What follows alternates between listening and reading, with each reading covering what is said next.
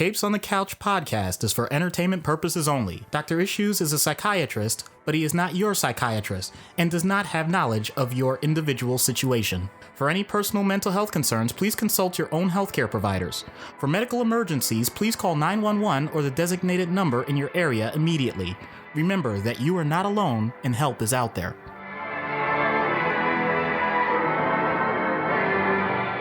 Hello and welcome to Capes on the Couch, where comics get counseling. I'm Anthony Sitko. And I'm Dr. Issues. This is issue number 148, and it's February. It's Black History Month, so last week we did Cyborg, and this week we're doing Black Bolt. He's not black, but he's got black in his name. I feel like there's some major societal repercussions about that, but it's a little beyond me right now. Hashtag Inhuman Lives Matter. Oh, wow. And this concludes Capes on the Couch run. Thank you, everyone. We've just been canceled. So a quick reminder to get those questions into us for the 150th episode mailbag /AMA.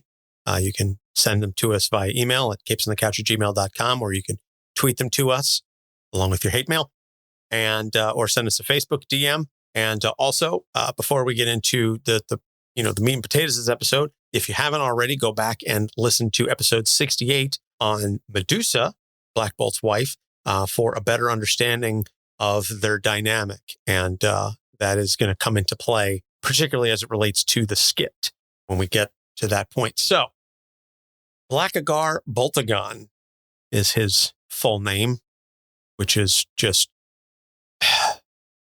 so ridiculous. So ridiculous. But Black Bolt, created by Stan Lee and Jack Kirby and Fantastic Four, number 45, December of 1965. Black Bolt is the king of the Inhumans. So he was exposed to Terrigen Mists in utero because his parents were geneticists on the High Council of the Inhuman people. And his voice has the ability to create massive destructive waves of energy because it manipulates electrons in some fashion. I forget exactly how that plays out. So he was placed in a soundproof chamber and taught to control his voice even while sleeping. And this happens from birth. That literally from the time he is born until he's about 19 years old, he is trained copiously every day to not make a sound. Not a cough, not a sneeze, not a clearing of the throat, nothing. All right, this guy makes Marcel look like a chump. So he re-enters Inhuman society at 19, and his brother Maximus, who we really do need to do one of these days. I think we said that in the Medusa episode. Oh, yes. So Maximus makes a deal with the Kree to take over the Inhuman society. So Black Bolt shouts at the Kree ship, which crashes on the Inhuman parliament, killing his parents. The sound also drives Maximus mad, and he swears revenge on Black Bolt. So he ends up engaged to his distant cousin Medusa, who would visit him in confinement, and they fell in love because this is, some ancient European corollary type stuff where, yeah, that's okay. Cousins can get married and become members of the royal family. That's not creepy at all. So he and Medusa oversee the assimilation of Inhumans into the larger world and engage with many heroes and villains in the universe, because previously they had been kind of not necessarily sequestered or isolated, but they were keeping themselves separate from the rest of humanity to more observe, and they were living in their enlightened society, which has its own caste problems and things of that nature. So he has a child with Medusa in defiance of the genetic council, who believed that his bloodline was too dangerous to continue. So he gave up his crown to be with his son, Ahura. But he regains the crown, and he helps the Inhumans resettle on the blue area of the moon. And so then he was a member of the Illuminati, which is a secret group of highly intelligent and powerful individuals that attempted to manipulate events in the Marvel 616 universe from behind the scenes.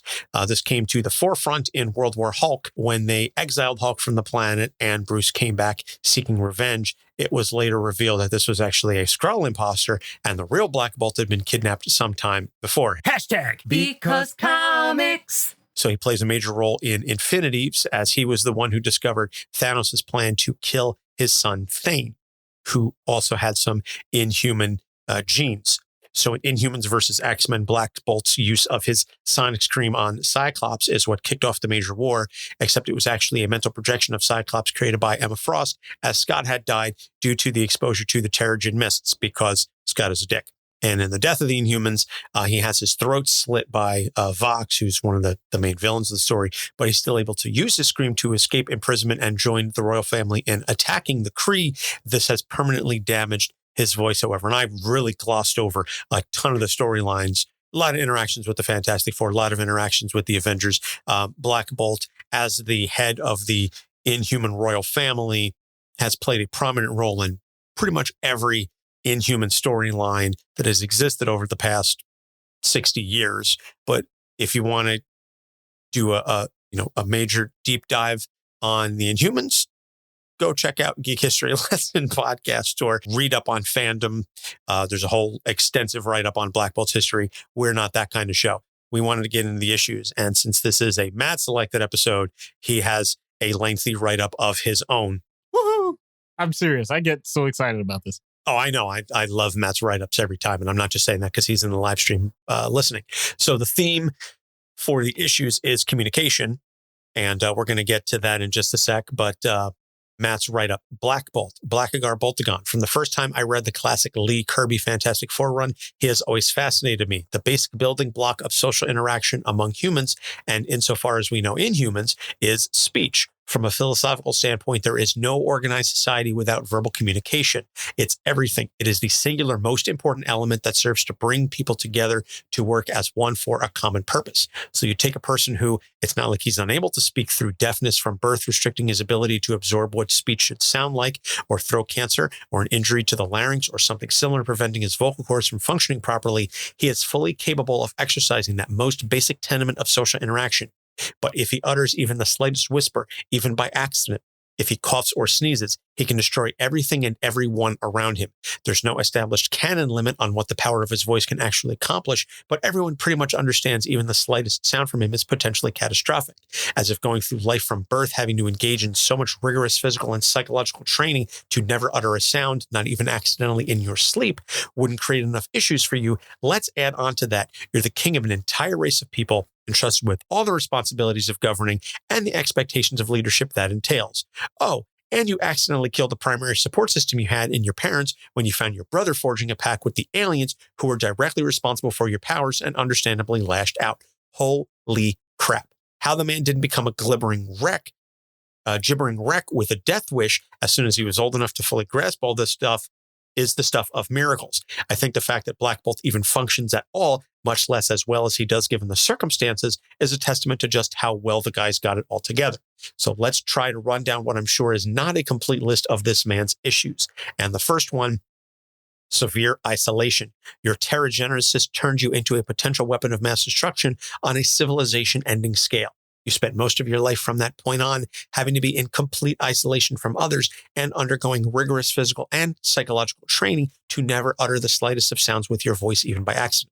Just communicating yourself, your feelings, your wants, and your needs to other people is a grueling exercise at best. You have to constantly make yourself understood to others in a way they typically don't. Think of all the things this implies. Doc, take it away.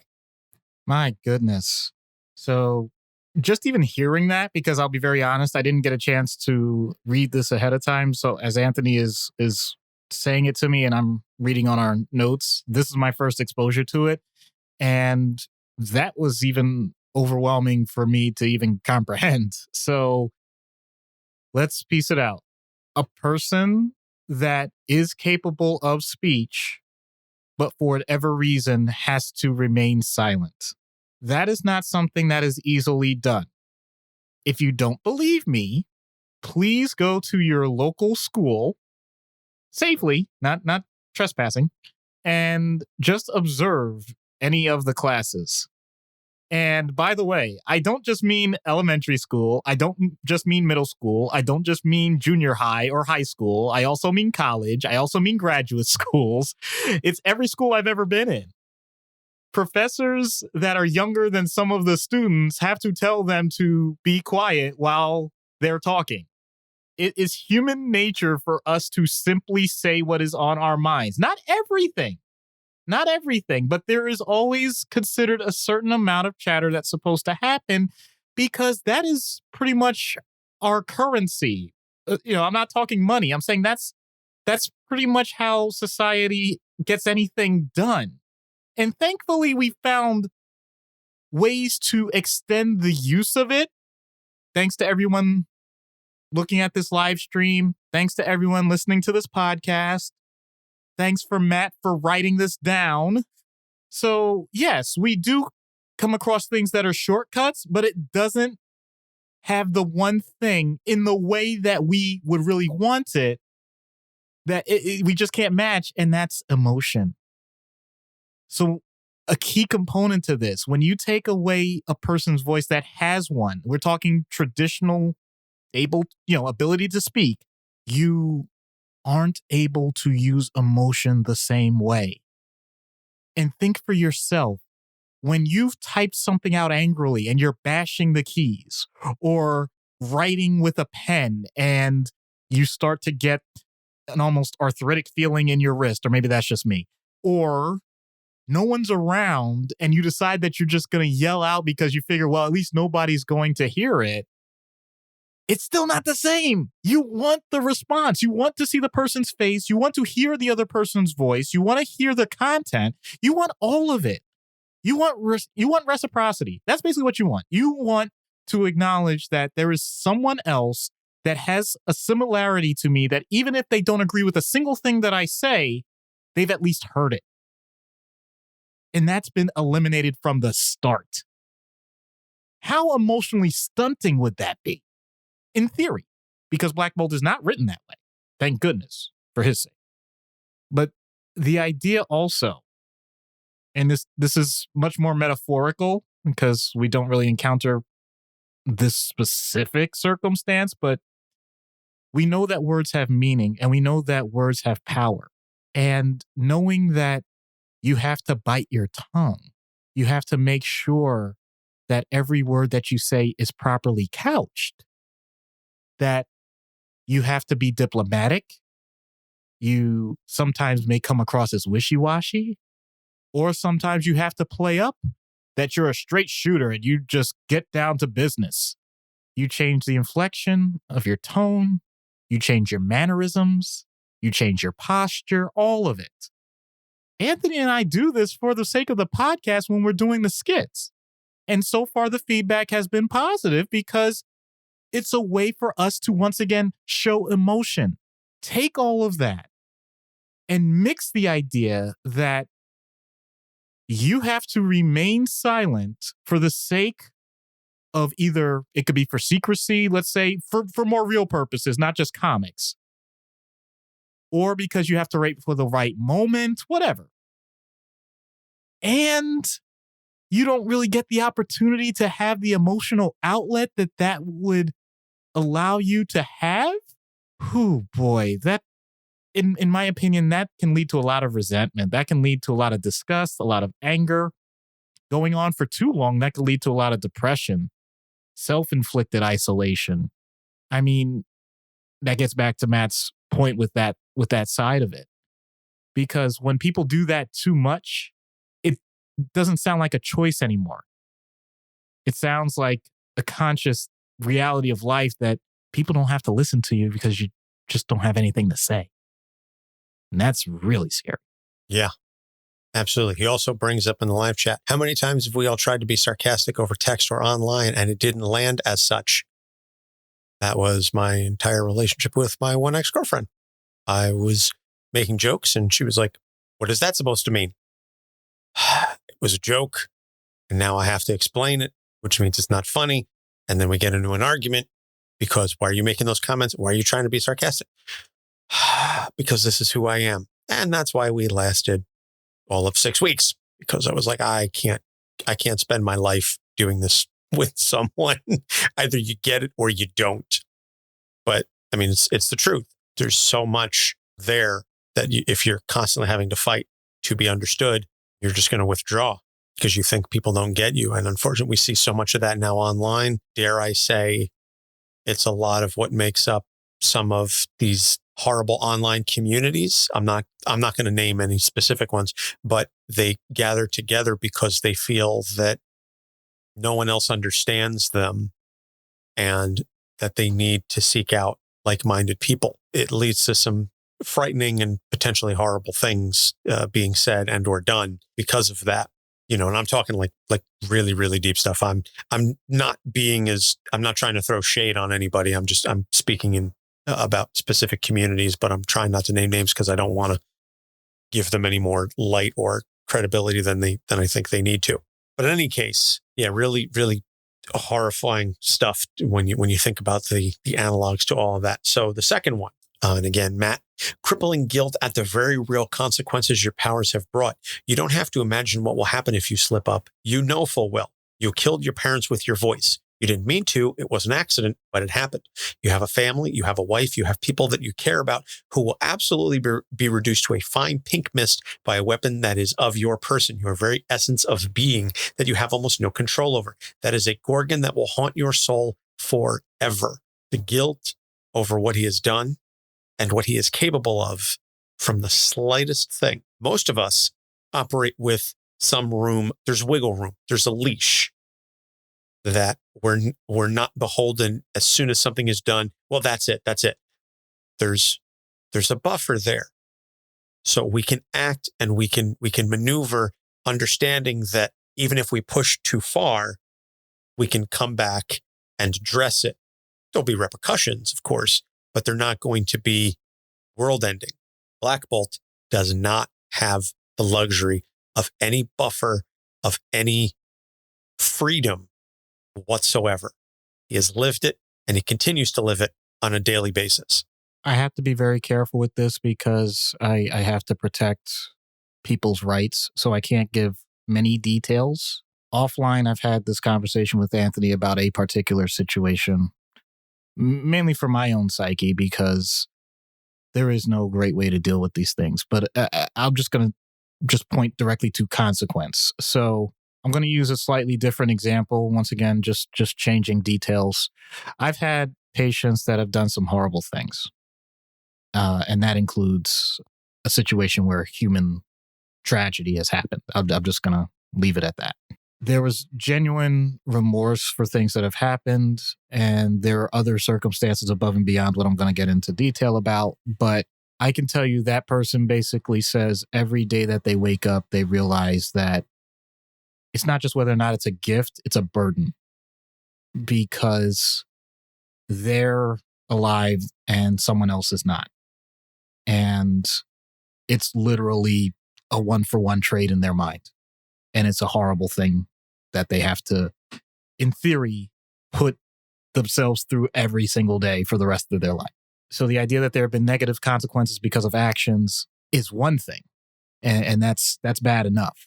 Let's say it's in the matter of the line of duty. Let's say it's a matter of a police officer that shoots someone. Let's say it's just an unfortunate situation. If you're a truck driver and someone in the dead of night, not because you were speeding, you're following all regulations, the other person is drunk, stumbles into the road, and you hit them and they end up with severe injuries, not even a matter of death. There's been no evidence to show that you did any wrongdoing, but you now have to get back in your rig for that next time. Anytime you see a pedestrian that even comes close to the sidewalk, like veering off, not necessarily because they're trying to go into you or anything, but can you imagine the thoughts that a person has at that moment? Just trying to recognize that the things that we take for granted sometimes in what our day-to-day activities are supposed to be, or the emotional responses that we have to really continue to try and synergize and tie all these things together, since we're talking about communication, all of this is supposed to go off without a hitch because it normally does. These are often outlier situations, and yet the greatest fear is what if? What if it happens again? What if it's the repeat? No one's ever going to have forgiveness for that. And it's not actually the fear of the repercussion per se. It's just the knowledge as a human being that we are supposed to propagate the species, not end it. Anything that leads to the harm of others, regardless of intentions, tends to create an emotional reaction that often matches the intensity of the circumstance. And if it doesn't, then that usually tends to point out some sort of personality pathology. The problem is that although time, they says, heals all wounds, maybe so, but doggone does it leave deep scars. If that's the case, then knowing that every time that circumstance comes up, every time that situation comes up, your very first basic schema is, okay, similar to doctors actually, do no harm. Like whatever you do, don't screw this up. But we all know that that type of negativistic thinking can just feed in on itself. Although you may get the feedback, okay, nothing bad happened this time. It's like, right, because I purposely applied that thought that I couldn't screw it up. So my job is not to screw up. That's it. That actually starts to become the beginning and the end. Whatever you do, just don't screw up. Don't screw up. You woke up this morning, don't screw up. You're going to work now, don't screw up. You're coming home now, don't screw up. You're going to be talking to your family now, don't screw up. What if you have an anger problem? What if you actually had domestic violence issues? That's literally, to take some of the words we talked about with Black Bolt, every grunt that you make now is a potential threat. Every time you sound a little off in your voice, that's putting fear in people's minds. Every time you groan or just let out that long sigh, people think it may be the end of their world. Sometimes these aren't just analogies, even if we're not just talking about the electrons that the voice is supposed to represent. And the idea of walking around and constantly saying, don't screw up, don't screw up.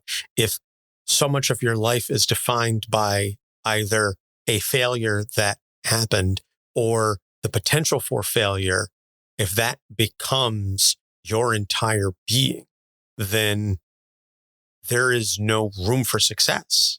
There's no way for you to feel joy. There's no way for you to feel pride.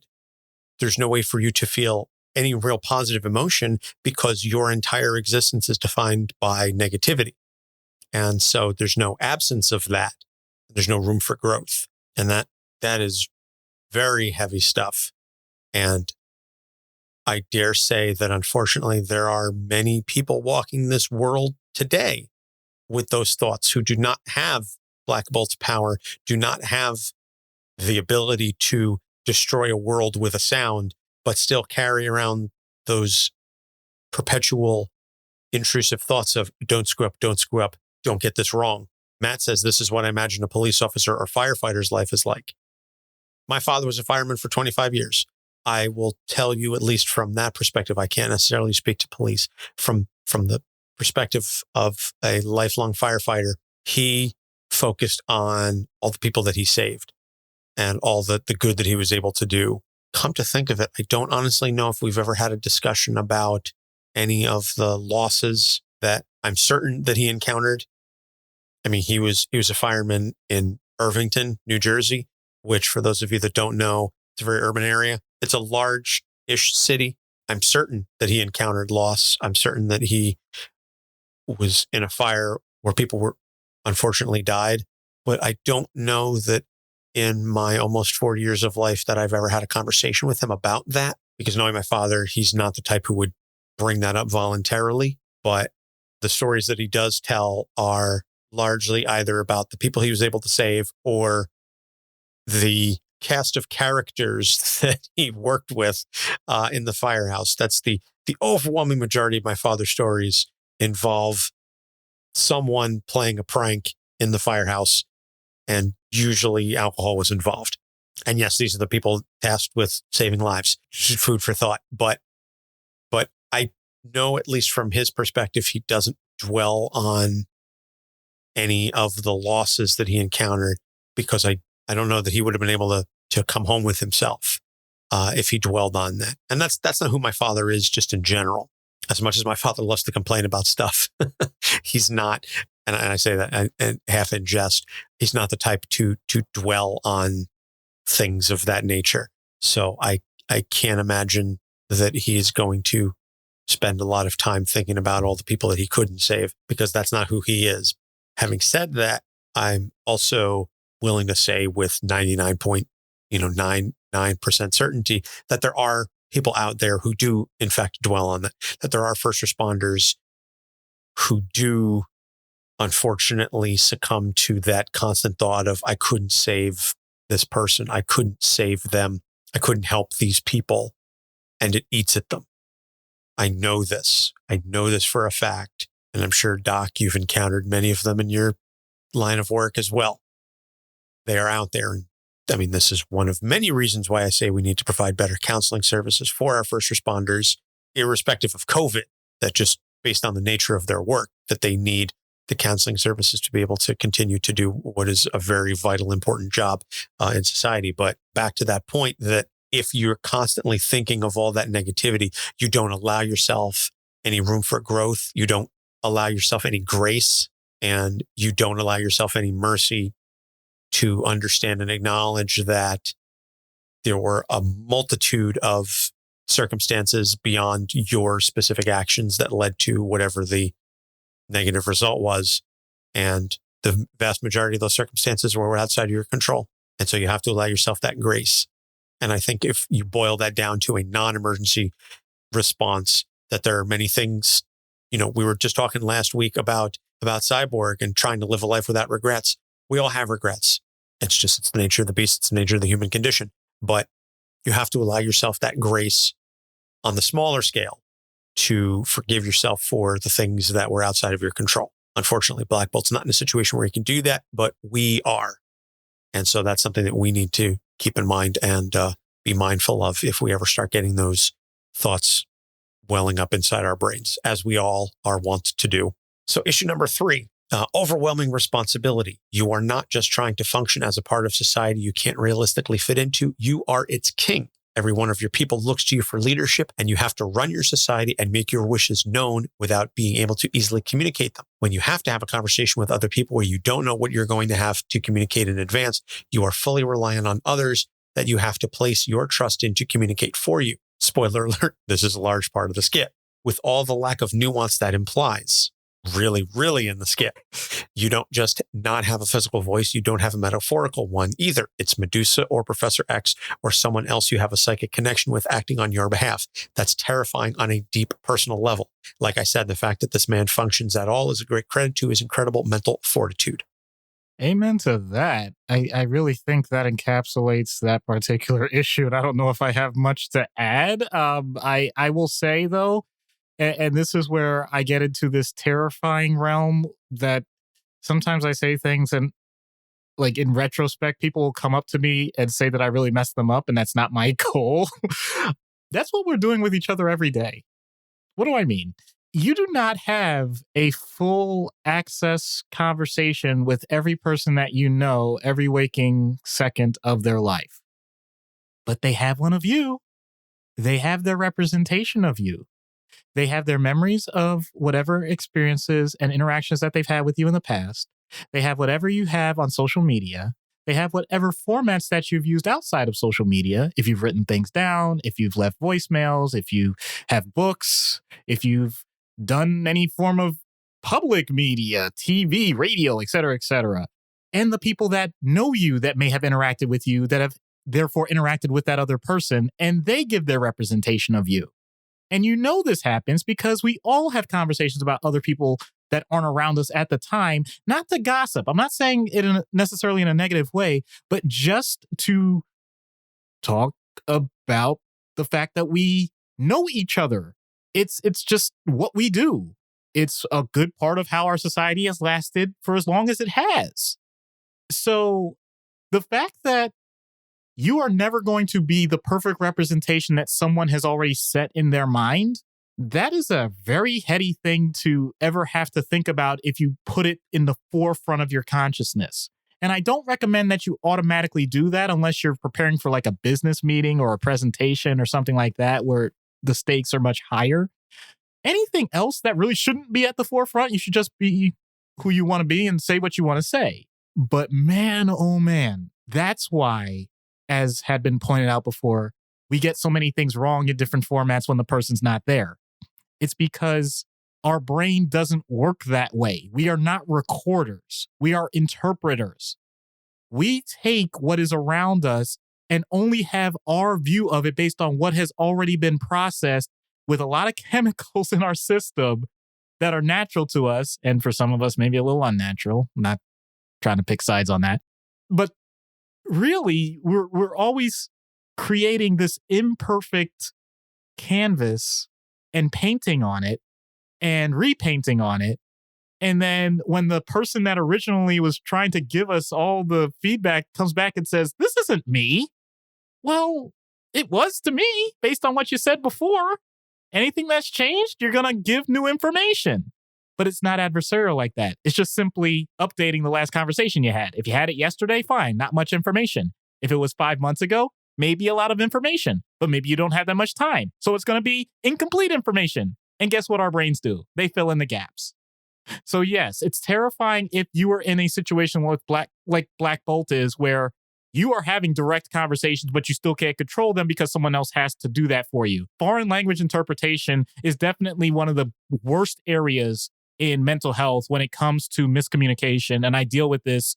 Thankfully, we have video interpreters now, which is definitely better.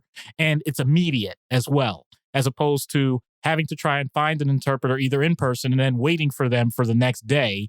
Imagine that. You're in the hospital and you have to wait until the next day to make sure that you understand what a person is saying to you. That sounds terrifying to me. And then in addition to that, once the person is there, you have to trust that other person that they are actually doing what they're supposed to, which is just simply give the information as to what you're saying, not trying to put their political spin, their personal spin, their emotional, cultural spin.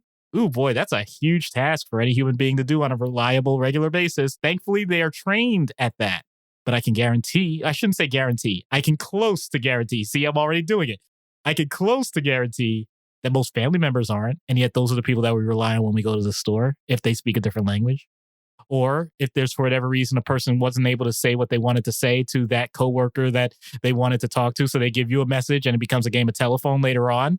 And you hear the rumor that got spread about you because of what you said to that person that is totally inaccurate from what you actually said. So yes, it is terrifying when Black Bolt goes through it because it's so direct. But in all honesty, that's everything that we do in life.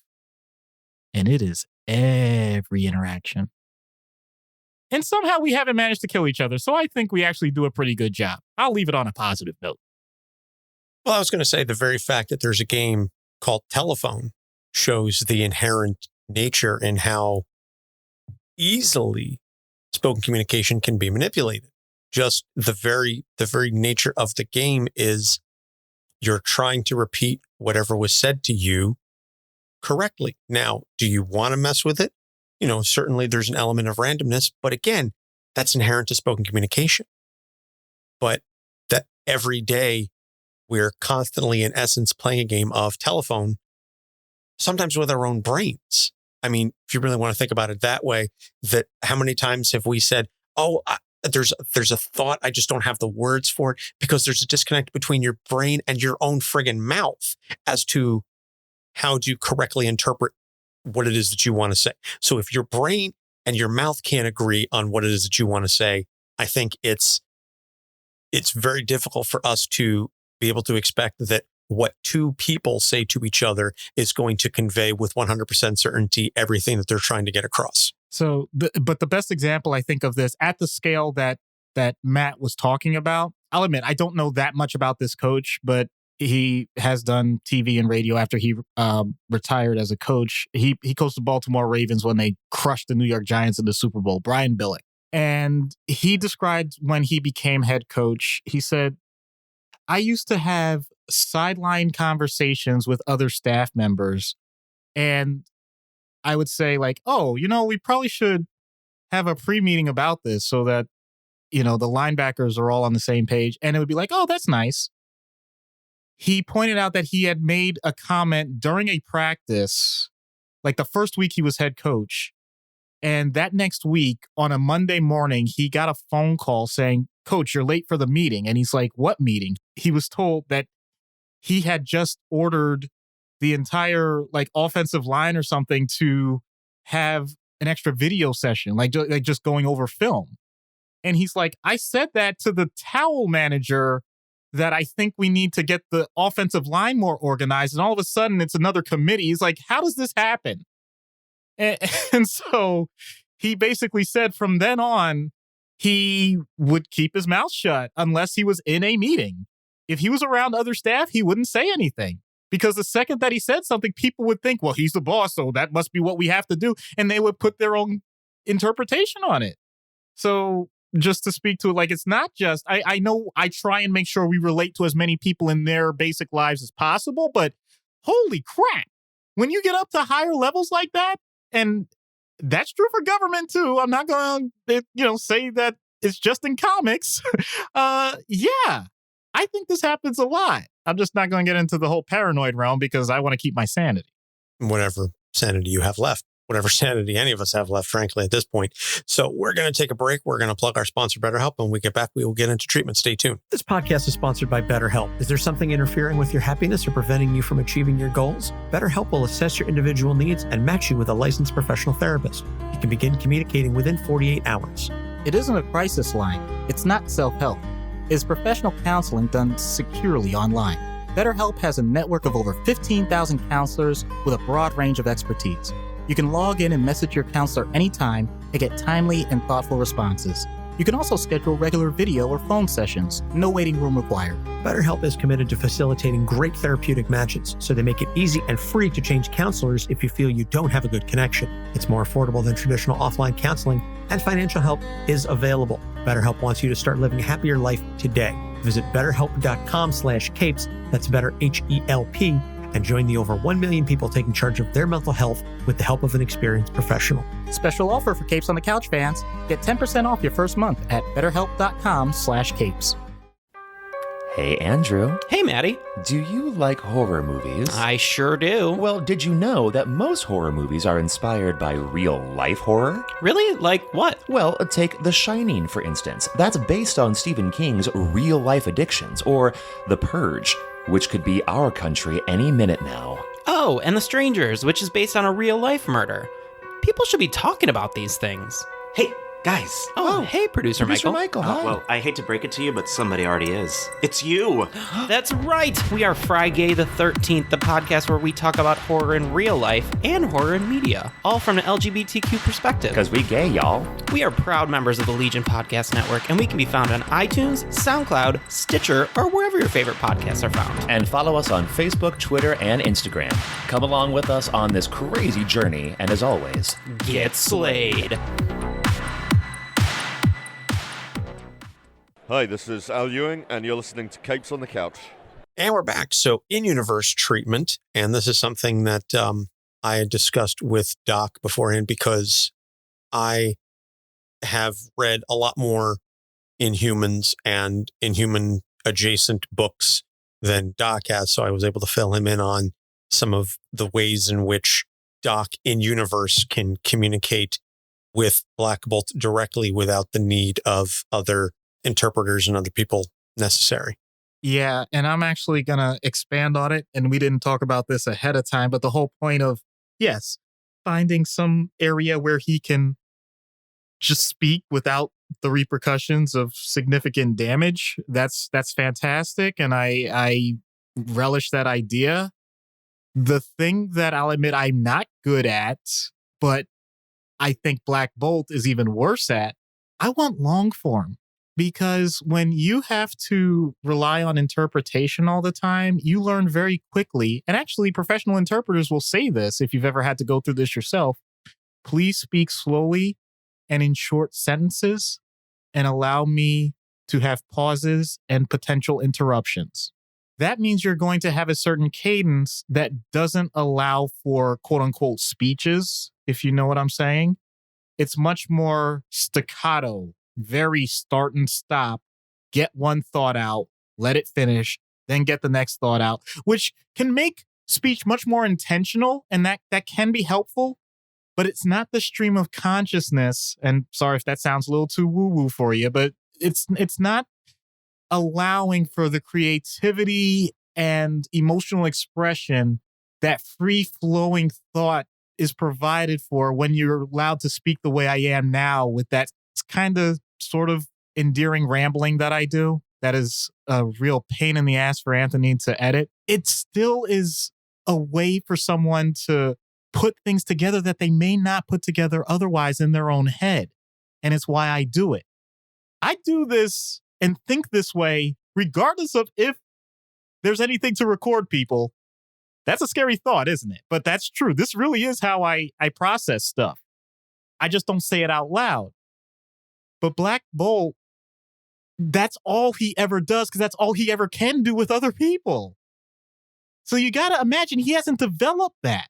Just go ahead. Metaphors, anything. Oh, I just see Matt said, and don't use idioms. Yes, that's absolutely true. You cannot take colloquial phrases. That's the worst thing you can do if you have to rely on someone to interpret your words. But that's what needs to develop because I think that would increase his enjoyment of life as a whole. At least that's my thought. No, it's a very valid point indeed. And I find myself editing out so many gaps in my speech in the podcast because I'm trying to speak efficiently and not ramble on. I don't think you ramble that much, Doc, and certainly it's not as much of a pain in the ass to edit out as when you inevitably just sort of drop your voice like that. That's way more of a pain in the ass to edit out. Keep it at 100. So I do that certainly while speaking in the show is I will take that extra second and say, what am I going to say? But yes, to your point, using all of the words that you can to properly convey all of your thoughts. This is why I have, I don't want to say controversial, but interesting opinions on the use of profanity, specifically as it relates to expression, because my mindset is the English language is a palette of vast colors, and the words that we use are intended to paint the full tapestry of our respective thoughts.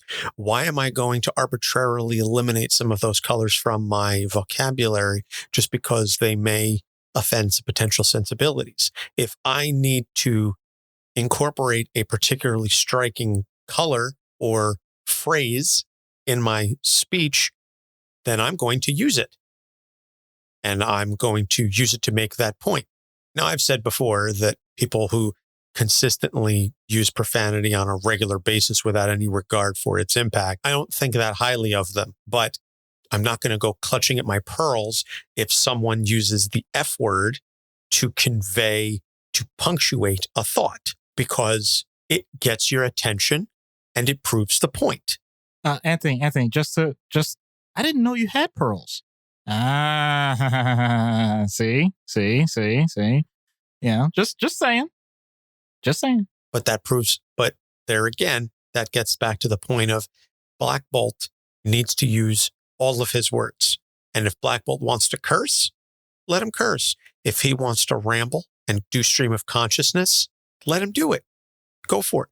Put him in that situation where he has to, because efficient language is not comprehensive language.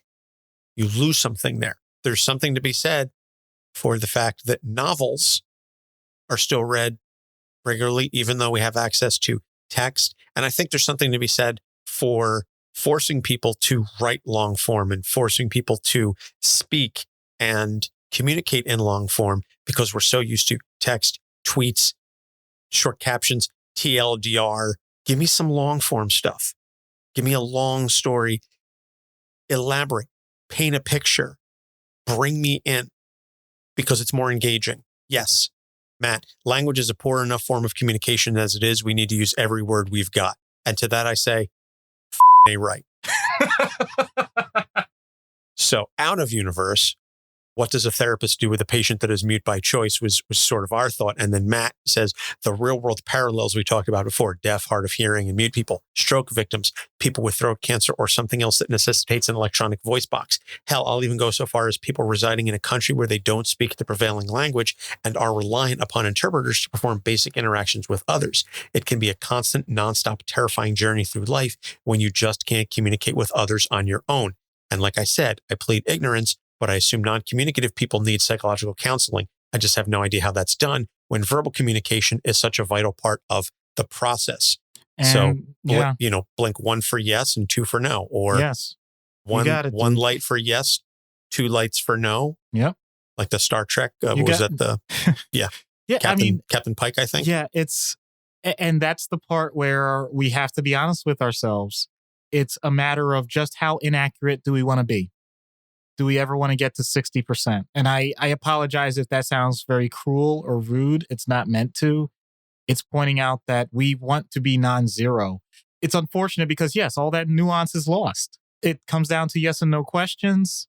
Well, first of all, it also comes down to the psychological component as to whether or not the person, as Anthony pointed out, we also were talking about selective mutism, the idea that a person just simply is not speaking. I have to discern as a professional if that is a choice that has been made due to fear, if it's anxiety, trauma, if it's depression, psychosis, because the person is paranoid. Is the person internally preoccupied, meaning they're hallucinating? There's a lot of psychiatric reasons as to why a person is not speaking, and medical reasons as well, as has already been mentioned. So from that standpoint, that's something that I do all the time. And believe it or not, if it is something where the person is what we call in a quote unquote catatonic state, it means that they have demonstrated the ability to communicate at a proficiency for their education level and is simply not doing it at the time. And it appears to be a consequence of severe depression or psychotic illness. There is medication for it. Usually it's a benzodiazepine, not to play favorites on it. But the point is, it's amazing how people that haven't talked for a week all of a sudden start getting more active and talking again as if nothing ever happened. Or some people do have recollection of what happened and are like, wow, that was weird.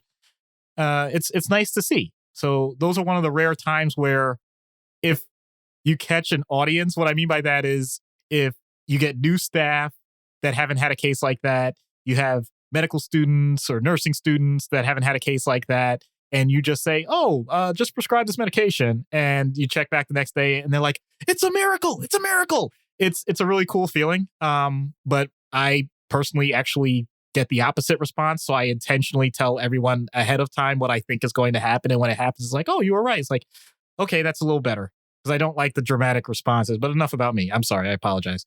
To get back to the other point, Anthony hit it right on the head. It's just, what is the person's level of communication, and making sure that you delegate enough time so that you can ask as many questions as possible. And it's amazing how creative a person can be in terms of making something a yes or no question. And Anthony, as an attorney, although I know you're not a trial attorney, I'm saying, like, in law school, I don't know if they go over those sorts of things, because I can't imagine.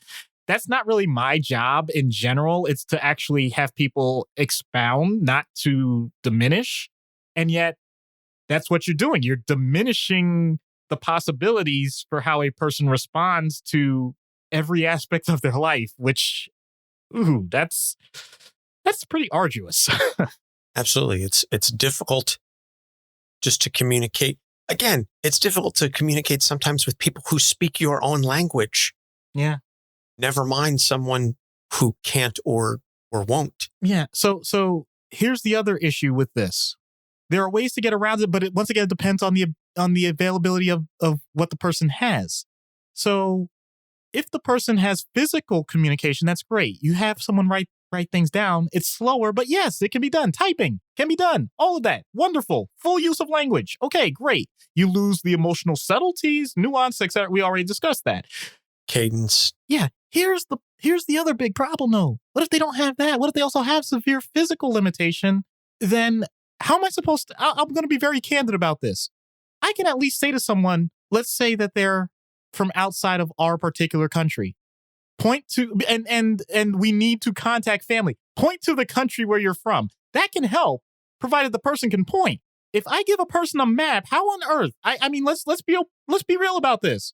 Unless they have like a laser guided, there is eye modeling that is done. I don't want to diminish that. I'm just saying, if you don't have it readily available, but you want that information, how am I supposed to find that out? You can't say yes for the U.S. I mean, like, you could just say, blink once for United States and two for the rest of the world, or blink once for the Western Hemisphere and twice for the Eastern. Okay, now blink once for Europe versus twice for really. So there is significant limitation to this, and it's just a matter of how granular you're going to get. So that's why I say 60%. I'm like, you know what? That's what we can do in the moment. And it's not, I didn't say it's good. I didn't say it's perfect. I'm saying it's what we can do. If you have a choice between doing something and doing nothing, do something. Yep, we've said that before on this show. Well, Black Bolt can't speak, so the idea of a vocal skit for the therapy session was going to be a lot of one-sided communication. So instead of doing that, we brought back our friend and fellow mental health avenger, Anna from Freudian Sips, to reprise the role of Medusa, and she's going to help us get Black Bolt on Dr. Issues' couch. Hello, Black Bolt. I'm Dr. Issues. And hello again, Medusa. Thanks for joining us to interpret. Normally I don't do this, but given the unique communication barriers here, it's helpful to have someone else. Of course, Doctor. Good to see you again as well. Black Bolt and I appreciate you taking the time to speak to us. Please understand, no offense, but this is not meant to be a couple session. As an interpreter, your role is to make sure that Black Bolt statements are provided as clear as possible. Therefore, I'll be speaking and looking at him directly while you assist us. If there's anything that needs clarification, please let me know. Yes, of course, Doctor. Black Bolt says thank you. Great. Now, what can I help you with today? Black Bolt says he wants to make strides with the world at large without disrupting his personal life. That sounds reasonable, albeit a bit vague. I'm aware that you have a large role in your kingdom. Is there a particular aspect of your job that you're struggling with? Black Bolt says that he detests the notion that society can't fix its own ills.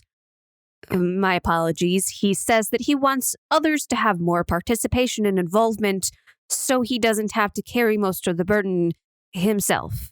That makes sense. I emphasize appropriate delegation all the time. Is there something that prevents you from having that kind of balance you envision? He says there are too many functions to go through on a daily basis that are set to the royal family by default. Tradition weighs us all down, especially his wife. Well, based on what I know, although there's still a right to confidentiality for the details, I can say that dovetails well with your personal relationships. Black Bolt says that he is thankful someone finally understands. Wait, I'm sorry, I need to start over. Black Bolt says that he is thankful I finally understand him better now. Huh? Black Bolt wants to focus on the loss of his free time. He is draining himself to serve the people and serve his family. Oh, that took a bit of a turn. I'm sorry that things have been such a struggle. What are your coping mechanisms? Like, how do you recover? Black Bolt says he enjoys time for literature and taking walks with me. Aw, that's so kind. But, whoa, he's shooting a glare at you right now. What's up? He says that is not quite what he meant. He likes walking alone, thinking about me. I apologize. He's going so fast now, it's hard to keep up. You seem very angry. Do we need to take a break? I'm just fine, Doctor. No, I meant Black Bolt. Like I said, please just tell me what he's saying. Black Bolt says that things aren't the way they are supposed to be right now. This is slightly frustrating. If I weren't his queen, I would be somewhere less pleasant at the moment. Are you censoring him? I would strongly advise you not do that for the sake of any hope of progress. We apologize. As in the royal we, because I have done nothing wrong. Black Bolt wishes to have an independent... No! An independent what? An independent point of view on how his emotions can be controlled. Oh my! Well, I recognize that finger and what that means. It's obvious that there's a breakdown here. Perhaps we could all use a timeout. No, let's continue speaking. After all, it's good to get things off one's chest, right, dear? No words necessary, and I do mean that literally. Let's try this one more time. Black Bolt says... Nope. No way. I see where this is going. I was a fool to think this wasn't a couple session, all right? No interpreter. Black Bolt, sir, I have no problem with you as a patient, but I also realize that I have to put you in the most awkward situation imaginable, and I'm sorry. we have to find another way to do this. I know you can write. Maybe secure email and text instead. Let's hassle that way. Black Bolt says he wants to keep trying. Wait, keep trying how? I don't know how that works. What is it? So, this is me talking. He wants to make sure that you know I mean well, but tell you how I felt after my last session with you. But I don't want to make it about me. That's not the point. So he's asking you something. I mean, that's fine. Ultimately, it's up to you. Black Bolt says this interaction is a microcosm of how he feels every day. Bottled up, locking away a part of him that no one ever gets to know because it's too dangerous. He has to be a statesman as well as a man of action without proper outlet. What? He wonders if that's what childhood was supposed to be. I don't have an answer for that. Your experience is so beyond what I could imagine. And to have someone be your voice from day one, always,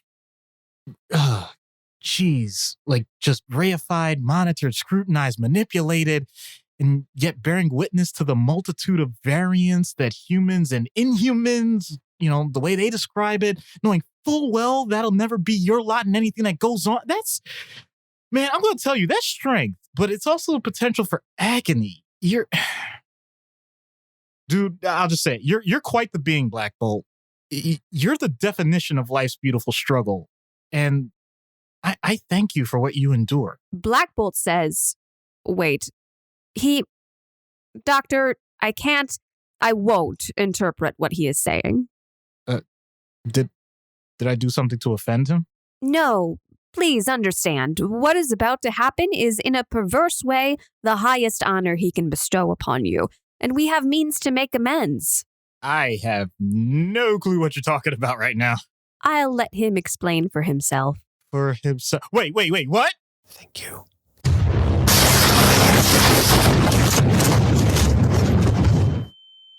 I truly appreciate the definition of peace and quiet now more than ever.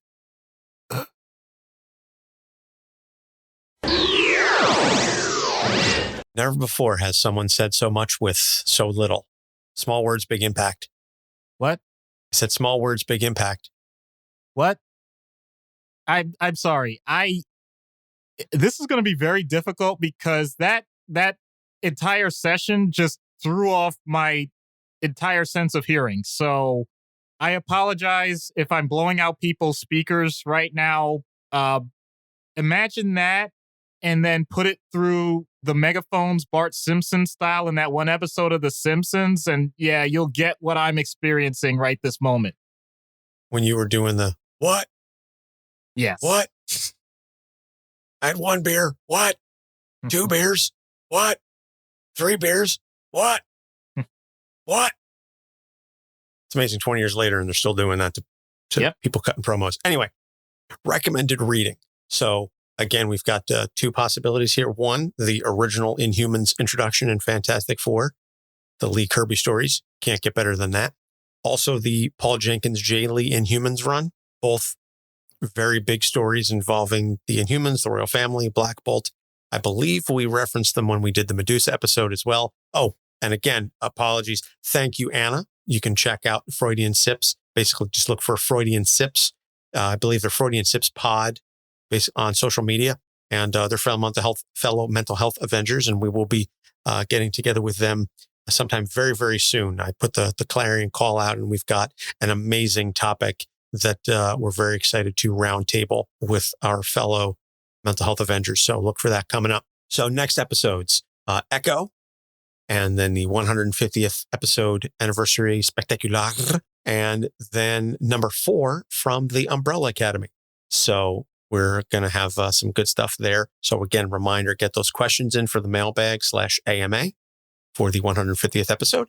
And you can find us on Facebook, Instagram, and Twitter at Capes on the Couch. Our website is capesonthecouch.com, and it's got all of our episodes up there in addition to some other stuff. And if you like what you hear, You can subscribe and support the show. Patreon.com/Capes on the Couch. $1, $3, or $5 a month unlocks you additional content, early access, uncensored material, bloopers, a whole bunch of good stuff. And so that's going to wrap it up. So, Doc, it's time for your pun now.